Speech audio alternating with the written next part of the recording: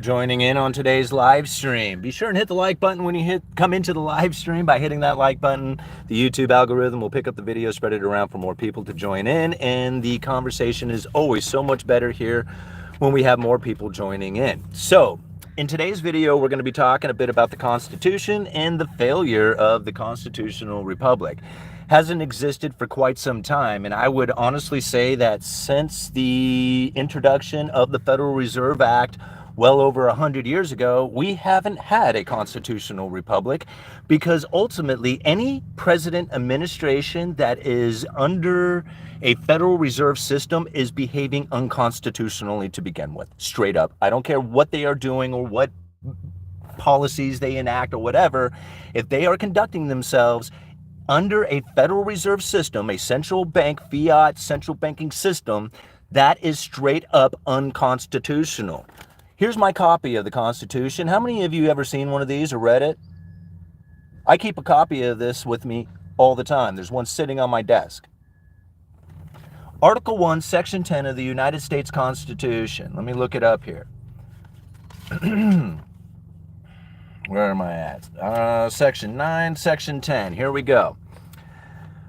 No state shall coin money, emit bills of credit, make anything but gold and silver coin a tender of payment of debts. Straight up.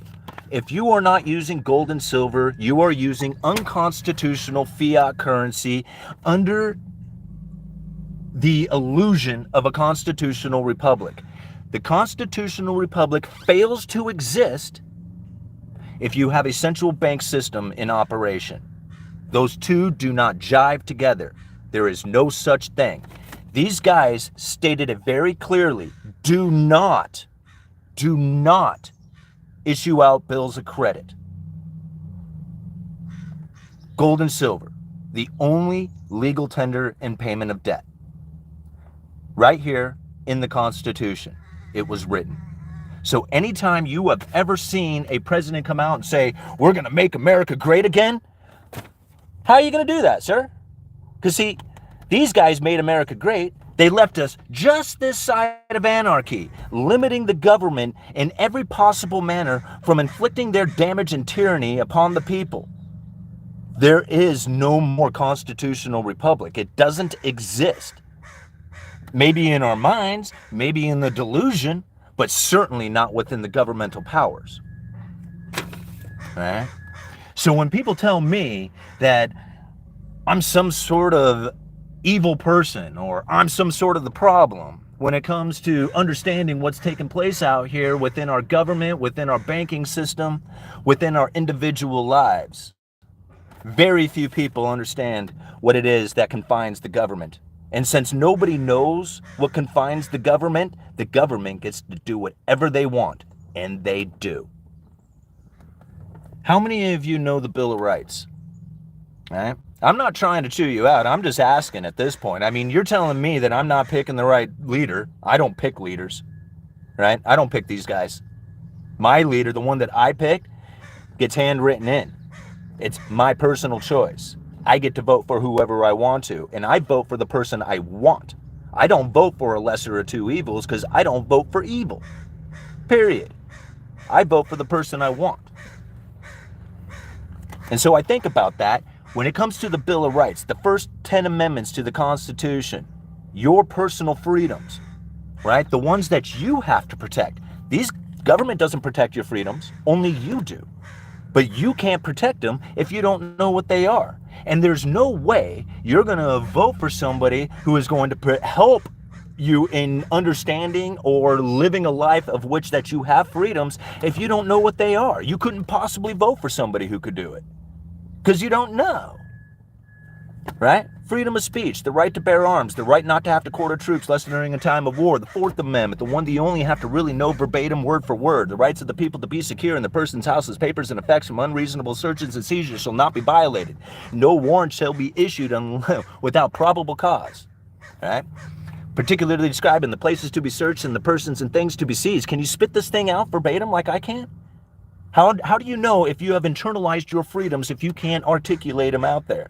How do you know you're voting for the right person if you can't tell what the Bill of Rights are, if you can't talk about the first 10 amendments to the Constitution, right?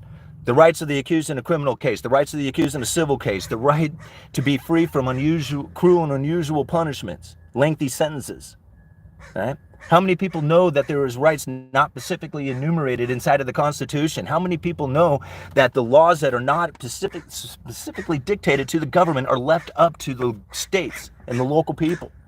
How many people know this stuff? None. And yet they're going to come out here and vote for president, thinking that they're voting for the right dude. It's insulting to think about, right? Nobody knows this thing.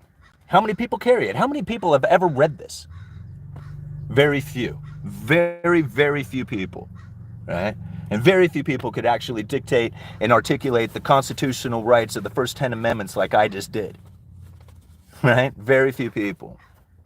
I think about it. The video that I put out yesterday had, I guess, insulted Trump. I don't know how that was. I was just basically saying exactly what it is that he had said. Gave my opinion about what he said, and somehow my opinion is an insult to Trump? I don't think so. What he was doing was an insult to me, period. Here we go. On this day, right here, November 19th, right, he made a statement that the Federal Reserve should have interest rates in negative territory. Give me some of that, he said. I left a link down in the description to that video where he said that exact thing. That the Federal Reserve should have lowered interest rates and that by not doing it, they are damaging the economy. Literally 4 months later on April, the Federal Reserve was at zero. 4 months after he made that statement, the Federal Reserve was at zero on the Fed funds rate. Right? Doing exactly what Trump had suggested just 4 months earlier. But somehow it was a good deal if they had done it then, but it's a bad deal if they do it here. Now, a lot of people are telling me that, dude, you're obviously a Democrat. I can't possibly be a Democrat if I've never voted for a Democrat, if I've never listened to a Democrat. I've never listened to a single word our current president has ever said because I don't spend the time listening to incoherent ramblings. I don't waste my time doing that. Why would I? There's nothing there for me. You know, I think about what it is that this country is now facing and what it is that what the Federal Reserve was facing back in 2018 of having an inflation expectation that was persistently too low rather than too high. It seems to me that all our government had in I don't even think pro wrestling could even have achieved the level of entertainment and delusion upon the audience. All right? These guys were giving each other high fives in the back. They totally performed exquisitely to save the central banking system. Straight up. Every one of those politicians, every single one of them. There is not one single one that I can find out there who defends this. Not one. Because if they did, Article 1, Section 10, making gold and silver legal tender and payment of debt would be their number one priority, because anything that exists outside of gold and silver as a legal tender and payment of debt is an unconstitutional banking system. All the government debt, everything that has taken place is all unconstitutional. It is directly against the Constitution. So therefore, I can't respect any administration out there that doesn't follow this thing. Period. I'm a libertarian constitutionalist, and I'm more of an anarchist now than ever. And that's the end of the story on that. Good afternoon, everybody. Thank you for joining the live stream. All right, let's go. Hit the like on the way into the stream. Thank you, Brody. Please, everybody, because that will make YouTube share it more widely so we get more interesting questions. Yep, my friend Steph Tavel, Envoy Copy Blue Gold Book. I don't know what any of that is. All right, let's go check out some of these super chats. Thank you so much for hitting me up with the super chats. Let's go find those real quick. Super chats. Bang. All right, we got Timothy Pike. Hey, man, I just saw you. He was just like, as I was pulling up here, he was passing by. Thank you, Tim, for the for the super chat, man. I really appreciate you. All right. The U.S. economy bribe to the world is we buy all your stuff and get dollars out. What does the declared Trump tariffs do the system? First of all, I mean, when it comes to the Trump tariffs, right, that isn't an attempt to try and prevent the Cantillon effect from really running rampant, because really, as you bring new money in, the people who are enjoying that new money raise their standard of living, move into luxuries. That move into luxuries starts driving out domestic manufacturers and starts driving in ever increasing amounts of foreign production. The attempt of tariffs is to prevent that economic force from taking place. The problem with it is that you only grow the problem worse the more you try to prevent it from taking place. So as the tariffs increase, the pain on the people are felt because the cheaper products don't get to come in. That's what the natural economic force is attempting to do, right? But the tariffs prevent that, or attempt to prevent it. They're not preventing it from happening. The underlying economic forces are still growing. The more tariffs, the more need for tariffs, right? The more need for subsidies, the more need to tax, you know? And regardless of what you think, tariffs and subsidies are a tax on the American people, not on the foreign production, right? The tax is paid by us. All right. What it is attempt to do is to try and make the competitiveness of the United States comparable. But the problem is you can't not make the United States more competitive by tariffing somebody else who is doing it more efficiently. Like that, it's like you can mask it over, but you're not preventing the underlying economic forces from taking place. All right, let's check out some more of these comments or messages. All right. So there are more cheaper products than we get from China. The stuff, whatever it is, will break easily. Imagine what the cheap shit quality. Yeah, I totally agree. Like, you know, at first they don't make it as good, but then after a while they do make it as good. I mean, you think about it, you know, in fact, here's a good example of it. Remember in the movie Back to the Future where Marty McFly had brought the video recorder and Doc Brown was looking at it. He says, no wonder why this thing is garbage. Look, it says it's made in Japan. And Marty's looking at it. He's like, what are you talking about? All the great stuff is made in Japan. Yeah, but at first it wasn't, right? It took time, and their skills and their craftsmanship and their abilities started to become better. And then pretty soon they're making all the best electronics, right? It used to be the United States made all the best electronics. Over time, their crappy products turned into quality products. And that's something that Cantillon described hundreds of years ago. Do you think that high prices and interest rates don't have anything to do with driving home sales? Driving down home sales? Of course it does. But it doesn't seem to have anything to do with the pricing, right? See, you raise interest rates, prices come down. That didn't happen, right? It slowed the market down as far as home sales, which is essentially the housing market crash, right? Not the prices, but the actual transactions that are taking place. Right? So if that's the case, then yeah, it did crash the housing market, but it crashed it in sales, not in pricing. All right. I'm sharing a candidate for these every changes, and I'm getting no notice sharing. Last meeting with Congress, Powell said the U.S. economy before the Fed was unreliable and highly volatile. You know it's bad when you still have to convince the people of your existence. Actually, Crispy 209, I actually agree with that. It was. That's the reason why we actually have an elastic money supply in the fiat currency system in the Federal Reserve, is because of the booms and bust cycles that were taking place, absolutely devastating the people. And essentially, J.P. Morgan, the man, was sick of bailing out the country. He says, I ain't going to do this anymore. We're going to have to figure out another way. Right? Because if you think about it, you're gonna have business cycles that cause booms and bust cycles to happen very quickly. There's only a limited amount of gold out there, right? So there's only so many transactions that gold can perform, right?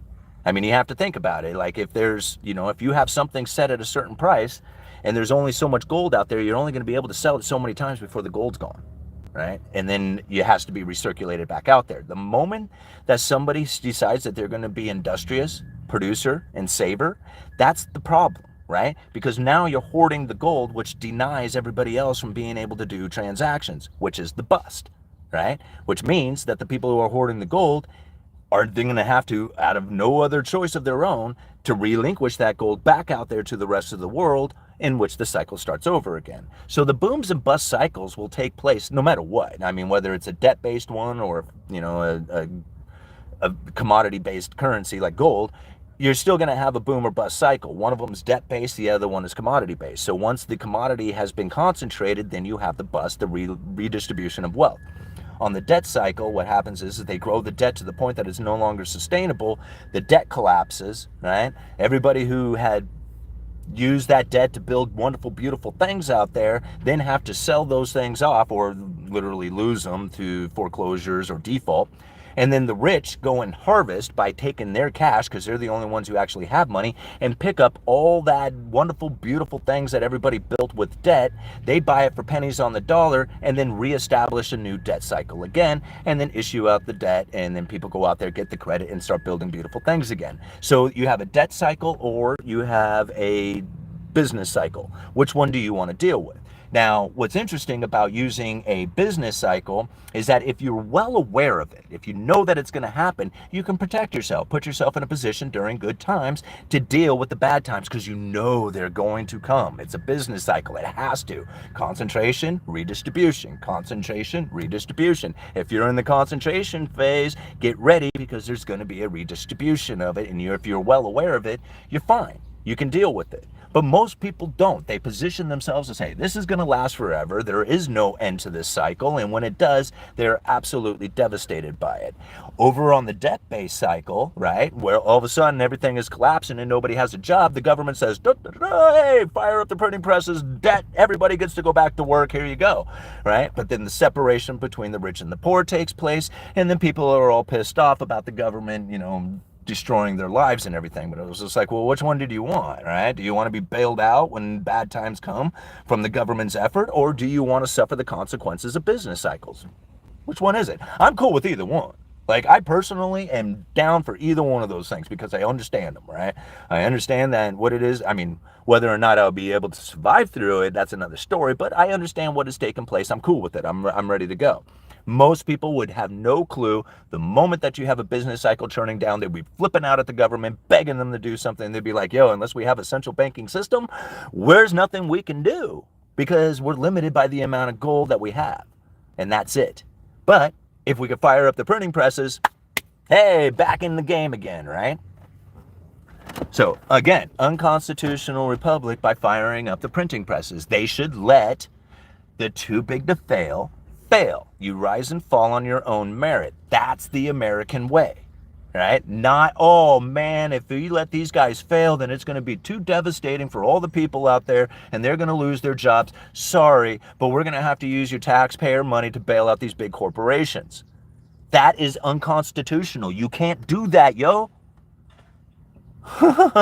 But whatever, it's been going on forever now and nobody's doing anything about it. So yeah, we get to live in this unconstitutional republic. I have no respect for them at all, right? Aunt Joe, thank you very much for the $2 Canadian. Crowd strike disrupted the supply chains earlier. Yeah, they sure did. I mean, I'm not saying that they didn't add to the problems, but they weren't necessarily the reasons, right? They were part of the symptom of what was taking place, right? Which was the overall destruction, severing of the supply chain. I mean, think about this. Just a few years ago, there was a shortage of truckers. Major shortage of truckers. The National Guard was going to be deployed to move containers away from the ports. That's how bad it was. A few years later, truckers are going completely out of business and they're going bankrupt now.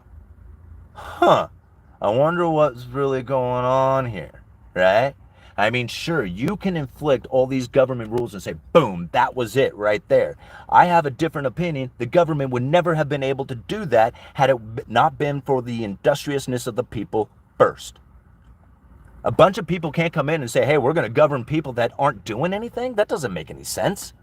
You can only come in and inflict power upon people who are actually doing something, who are actually industrious, the ones who are actually prospering. Those are the people that you can come and inflict the government a rule on. Everybody else, it doesn't matter. What are you going to do? Go to a bunch of villagers and say, hey, go build cars? And they'd be like, yo, we don't build cars. We grow agriculture and food, and we take care of our village. Who the hell are you? All right? But if you have a bunch of people who have become industrious and they're rising and they're figuring it out and they're raising their standard of living, well, now you got men who can come in and say, hey, you need somebody to govern you. We need to tax you to do all this other stuff. All right? And now you got this big old government rule on the people who were industrious first. All right. More super chats. Man, keep throwing them at me. I'm loving it. Larry Bird, thank you so much for the $1.99. Can I have that pamphlet? This one? No, this is my personal copy, man. I've been carrying this thing around for so long. You know? Literally, the Constitution is this long, guys. It's not even this entire book. It's that. It's these pages. Right? That's it. All the rest of this, right, is the amendments to the Constitution, right there. And then this part, right? So this is really the entire Constitution. Right there. And then this part is the Declaration of Independence. The Constitution is such a small little document, and it is incredibly important. Right? Incredibly important for you. And it's not, this is not for the government. You do realize that, right? This was not written for the government.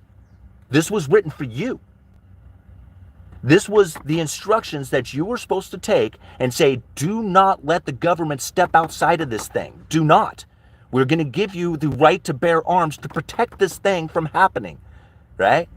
To protect the government from stepping outside of this thing. Nobody knows what it is. There ain't not a single one politician, not one. I don't care who it is that you name. If they are conducting themselves under this administration using a fiat currency central banking system, they are behaving unconstitutionally. Period. End of story.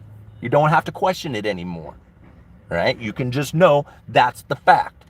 And if they were pursuing the efforts of reestablishing the confines of the government into this document again, then I would say, hey man, you're stepping in the right direction.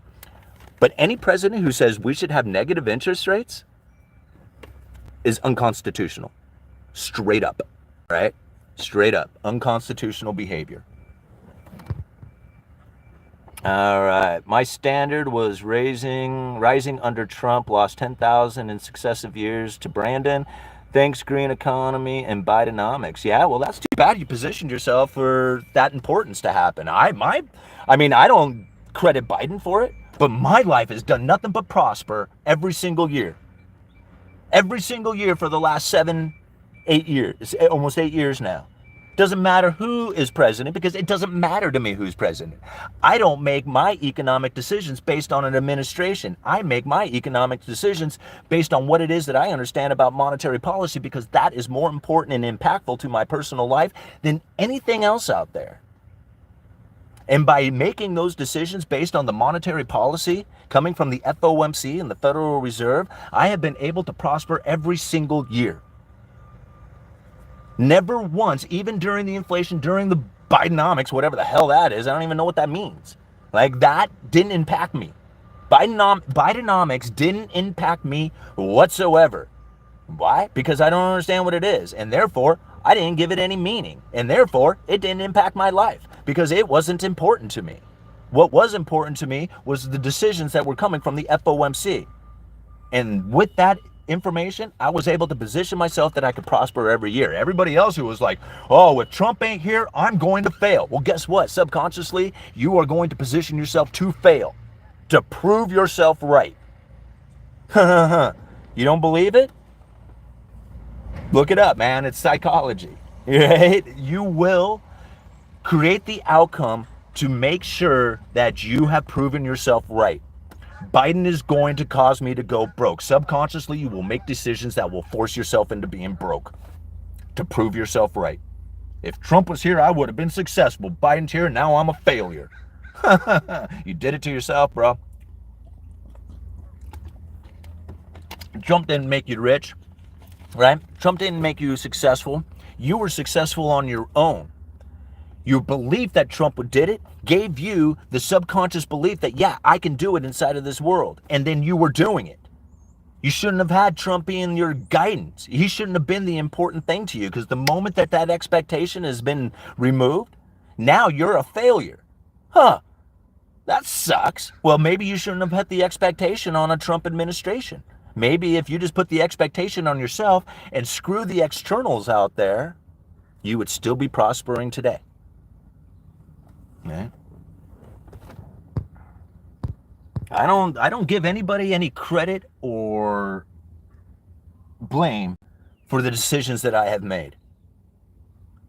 Right?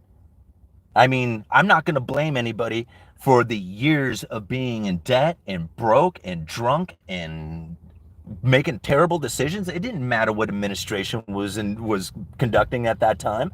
It was all my own doing.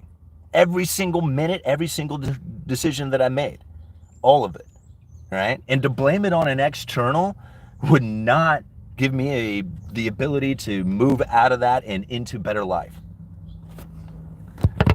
All right. Did I get all the super chats, guys? Did I miss any? Make sure Larry Bird was the last one. Yeah, okay. All right. Life was better in every facet for me during the Trump presidency because everything was cheaper all the way around, nothing to do with success. It had everything to do with affordability. And guess what? That was going to happen regardless. Trump, right here, look. Trump made that statement, we need negative interest rates right here. Okay? He made it right there. They were lowering interest rates when he said it. Shortly after that, they dropped it to zero because of the pandemic. They were conducting themselves very much in line with what Donald Trump was asking for. Because it wasn't in his administration, he said it was a bad deal. But if it was his administration, it would have been a good deal. Because that's exactly what he was asking for 4 months earlier. So everything that we had experienced under whatever the frick that is, Bidenomics, whatever you're trying to use, right? All this, right? All this stuff that created the inflation that we were experiencing was exactly what Trump was asking for. He would have done it. In fact, it would have been worse because he was asking for negative interest rates, right? So the problem would have been magnified that much more. You can say, yeah, during his administration, it was great. Yeah, but guess what? If he had continued on with his administration, who knows what it would have been like. He was asking for lower interest rates right there. Go down and take a look at the description. I left a link to it. His own words, him up in front of people saying that the United States, the Federal Reserve, was doing a bad deal by not taking the United States Fed funds rate into a negative territory. Give me some of that, he says. The rich people know what he was talking about because rich people use debt to separate themselves from everybody else. So that's exactly what he was asking for. He was saying, hey, Fed, give me and my cronies the ability to separate ourselves from the rest of the poor people who are out there because that's exactly what new money does to them. Right? Don't believe this stuff. Don't believe these politicians, right? Believe and trust in this thing. Go and read it for yourself. Go and internalize the first 10 amendments to the Constitution so that when you are voting, you know you are voting for somebody who is in line with your freedoms. This isn't that hard, right? What is hard is trusting this. That's hard to do. Once you do, you recognize, you see it. You understand the tyranny that is out there, has been conducting for well over 100 years now. And every single year gets a little closer and a little closer to dissolving this thing. Yeah. We still retain it. We have it. I have a copy of it right here. Apparently it's still legal. Right? However, nobody is protecting it. Not a single person. And the only person who is going to be protecting your rights is you. but you don't know what they are. If you can't repeat the 10 amendments to the Constitution, the first 10 amendments to them, if you don't know what they are, then you don't have them. You don't have freedom, period. Because there's nobody who comes back after the fact and says, hey, I think that incident that happened the other day, I think they infringed on your freedoms at that point. It's already gone. It's too late. You understand? The only time you get to protect your freedom is at the moment that they're being infringed, and you have to know what they are. It's very difficult when you have so much clouded crap about what rights are as opposed to privileges and entitlements. You're entitled to nothing. There is nothing in here that gives you an entitlement. Not a single thing. All your freedoms and everything were given to you by God, not by the government. The government doesn't have any choice in the matter. They are yours regardless of the government. They can't come in and say, I'm sorry, you don't have freedoms anymore. No, that's not the way it works. I tell you what my freedoms are. That's the way this works. I'm the highest authority, not the government. Everybody should understand that they hold authority higher than anybody else out there. Any government official. But they don't believe it. They don't know it because they don't know what's written in this thing. All right, guys, what time is it? I got a few more minutes here. Trump, less regulation, business, more willing. Okay, you got go. You know what? Go and look at that Trump as your savior. He is external. Here we go. Put the ability of somebody to save your life on that, right? Put it on that external, because I guarantee you it won't come back to hurt you, right? You put your beliefs, your importance, your expectations on that external. You go put it on that external and see how well it works out for you. I'm sure you're not going to get hurt by that, right? I don't do it. Well, I don't care who's president out there. I really don't. Right? Because none of them act within the confines of this. So, I mean, if there was a president who did, then I would be approving of it. But since they don't, then I don't, right? I just don't approve of it. However, it doesn't matter who's out there. I will figure out what it is that I need to do in order to conduct myself and prosper in that situation. I don't care who you put there. It doesn't matter to me. It doesn't matter who you put there. Right? I don't care what the situation is. Because I don't put my expectations on that external. They're not there to save my life. They're not there to make my life better. All right? They're not going to. There is nobody coming at all, period. Right? There is nobody. It's only you and your understanding of the situation. Rights are imaginary. We made them up like the boogeyman. Well, go for it, man. I mean, I know that when I'm conducting myself, I can pretty much retain my freedoms. I know that I don't have to say a single word to a police officer. In fact, silence is golden. In fact, if you go and you listen to what a Supreme Court justice from the 50s, I think his name was Johnson, he said there's never, ever, under any circumstances, should you ever say anything to a police officer. I wonder why. It's because the moment you do, you are giving up your freedoms, period. Right?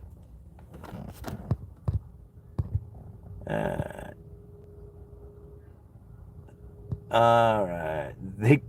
First of all, if they cannot articulate, he says, even under all that, they can still arrest you. First of all, if they cannot articulate a crime, all right, and failure to identify yourself is not a crime, unless they can articulate a crime that you have committed, committing, or about to commit, there is no reason to have a conversation with a police officer, period. All right? Unless you want to, which I do all the time. I mean, I love cops. I mean, the cops in my area are very cool. So, but I don't deal with them in a way that has my freedoms on the line. I mean, I don't conduct myself that way. All right, Larry Bird with the $4.99. Thank you so much. 99% of the time, you're wrong. Yeah. Well, go away. Go find another channel to be on, bro. Why are you here? If I'm 99% of the time wrong. Go back to vodka experience and take shower, fool. All right, don't make yourself recession proof, make yourself president proof. There you go.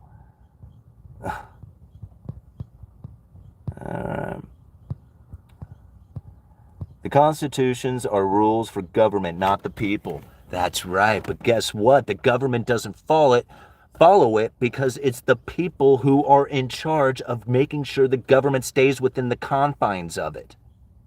Right? This is a set of rules to keep the government at bay. Right? Nobody follows it anymore.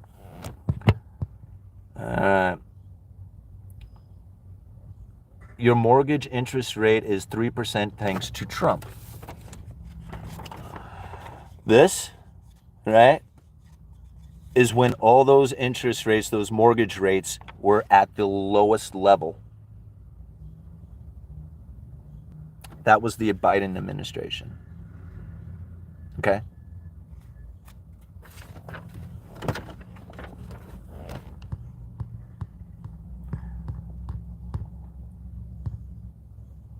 All right. You've stepped on Trump's demigod, bro. They are left, but in reverse. Yeah. Hey, I'm not going to trust. First of all, I listened to a lot of what candidate Trump had to say, and I really dug it. I really did. I was just like, man, dude, you say all the right stuff. You say the right stuff about the Fed. You say the right stuff about all the things. I doubt you're going to do anything about it. And he didn't. In fact, he enhanced the efforts of the Federal Reserve, attempting to go into negative interest rates and printing money.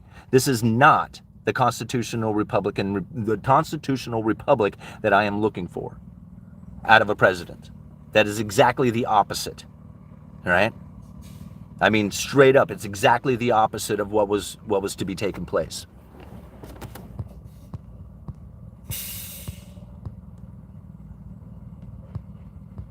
Been communists for more or less decades now. Absolutely, we have.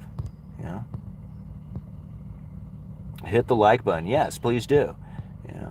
And this is what's funny about it, is that because I talk negative about Trump and his administration, right, and the things that he was doing, because I figured it's because I see right through the lies and the bullshit, but people then seem to think that I am somehow approving of Biden, right? Never once having ever said anything positive about Biden, and I couldn't ever have possibly said anything negative about him because I've never heard anything that he has ever said. And I don't think that babbling idiot has anything useful to try and internalize. I don't know why I would. Why would I waste my time doing that? Obviously people who are accusing me of being on the other side, whatever that is, has never had to deal with a constitutional libertarian before. I know it sounds strange and scary to you, right? All of a sudden you're like, man, I don't understand. This guy says some of the weirdest stuff and he doesn't seem to be a liberal or a conservative. Wrong. I am very much a conservative. And I'm very much bleeding heart when it comes to a lot of the conditions that people are now facing because of the separation between the rich and the poor. How many people out there have actually done anything for the homeless community in their area? Anything? You ever gone served lunches? You ever go and offer to buy them a tent or a wagon? You ever go and have conversations with them to find out what happened in their lives, to see why it is that they're on the streets and can't seem to go? Have anybody ever done anything at all, except for maybe bitch about it? See, I went down there. I don't like seeing it. I don't like it around my neighborhood. I don't want it around. I go down there and I'm like, why are you guys here? Right? Why is this happening? Once you realize what it is that's taking place out there, there's nothing you can do. There's nothing you can do. You can't stop the separation between the rich and the poor, and you're certainly not going to stop or slow down the ever-increasing amounts of homeless community that is going to continue to grow rampant within this nation. There's nothing you can do. Right? I understand the situation, and I understand that the only thing that could really ever add any kind of help to that situation is for individuals to go down and do it themselves. I've watched what government has attempted to do with millions, hundreds of millions of dollars absolutely wasted, making the problem even worse. Good job, government. Great job, guys. Yeah, you really know what you're doing. Just throw money at the problem and watch it grow worse. See, people don't understand out there. They think that you either have to be one side or the other, but they don't have any clue of what it is to be a freedom-loving American who understands the Constitution, who understands what it is to have a central banking system completely disintegrating this thing. Right? How many people believe in that? How many people think that we can make America great again using a central banking system? How many people actually believe that? You think you can make America great again while the Federal Reserve is still in existence? You think that there's some way that by having new money pouring into the system that you're not going to have a separation between the rich and the poor? Do you not think that the people who have figured out that they can use debt to buy assets, then imprison and keep people locked into a rent society, a rental life, and somehow this is a good thing? Huh. Okay. Well, I mean, I recognize it. I see what's going on. I know how to position myself to deal with that, right? Because I recognize it. I mean, I know exactly what's happening. And I don't have some sort of belief that there's going to be somebody coming out there to fix it. Like they can fix it. You know? Like that's the comical thing. It's just like, oh, he's going to make it better. Like, okay. I'm not holding my breath and I'm not sitting around waiting for that to take place. I'm off on my, now I'll see y'all, right? I'm going to go and figure out my own way. All right. At least I'm 40 and will never own a home. Laugh out loud. Hey, Christopher, I was 47. Well, I know I'm 47 this year. I was 45. Jesus. Yeah, I was 45 years old. And I had already had a foreclosure in my past. So I attempted to buy a house and lost it. I was able to acquire a house at 45 years old. Right? Now, granted, I had to work damn hard doing a lot of stuff in order to acquire the position in order to buy a house, and I really lucked out on timing because I was able to get it at 3.125% interest. Right? Yeah, it's possible out there. It is incredibly difficult, and you sure as hell ain't going to do it with a regular job because even a good job sucks. You're going to have to figure out house hacking. You're going to have to team up and partner up. You're going to have to figure out ways that is going to be outside of the conventional norms of what it is that people had done to acquire a house, but it is possible. I know I did it, right? And as much as I didn't believe that I could at 40 years old, I was determined to get out of debt, to be sober, to try and figure out what it is that I could do, to try and give one last shot at trying to make it in this world, right? You give up chasing pleasure and you pursue excellence 100% of the time, I assure you it will take place. It just have faith in yourself. All right? All right. Incredible stuff. Most kids barely even know what the Constitution is. Absolutely, Jared. Absolutely. They have no clue. Right? And it's not taught. It's not. Okay, guys, I'm getting to the end here. I got to go. But this was a really fun stream. I really enjoy it. I hope everybody really understands what it is that I'm trying to convey, right? I am not somebody who is saying that this guy is going to do a better job than that dude. I'm not saying that. I'm not saying that at all. In fact, I could care less about the job that they do. They're going to conduct themselves the way they do, and I'm going to have to conduct myself the way I do, and I have very little expectations of them doing anything that is going to benefit my life. I have to do that on my own. I have to look at what they are doing and say, okay, I find it to be horseshit that you're doing this, but it's not for me to change or for me to anticipate anything else other than that's the way you're going to do it. I need to figure out how it is that I deal with that. Right? And part of that is breaking down the Federal Reserve speeches and their monetary policy because that is operating outside of the administrations. I do not care what anybody says. Right? I have been following these Fed speeches for years, hundreds and hundreds of them. They have never once, ever, in any of their communications, have ever said anything about what the presidency wants. Nothing. All right? If you could find it, prove me wrong. If you could find anything coming from a Federal Reserve statement or speech that says, hey, we need to conduct ourselves in accordance to what the administration is asking us to do, I would love to see it. right? Because it doesn't exist. All right. Simon, before you go, can you read any amendment from your book? Would be cool way to end the stream. I mean, I already just did the Fourth Amendment for you guys. I guess the Fifth, right? The Fifth Amendment would be the next one.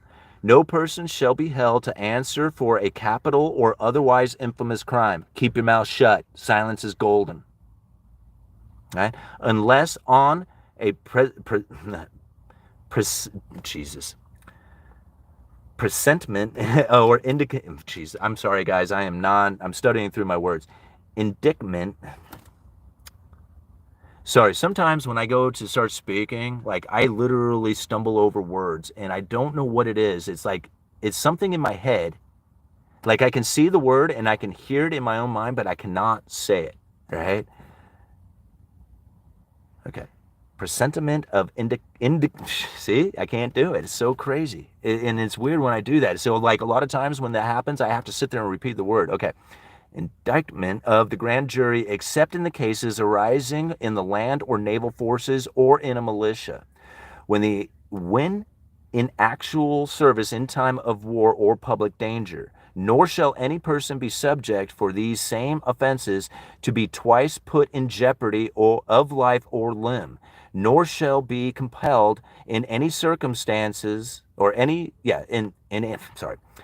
nor shall be compelled in any criminal case to be a witness against himself, nor be deprived of life, liberty, and property without due process of law, nor shall private property be taken in public use without just compensation. All right, so basically is saying that you have to have due process and you don't have to give them the evidence to charge you with, right? Stay quiet. Silence is golden. Let them prove it, right? If they can't prove it, then they ain't got you. All right. Uneducated economist, you guys let me know.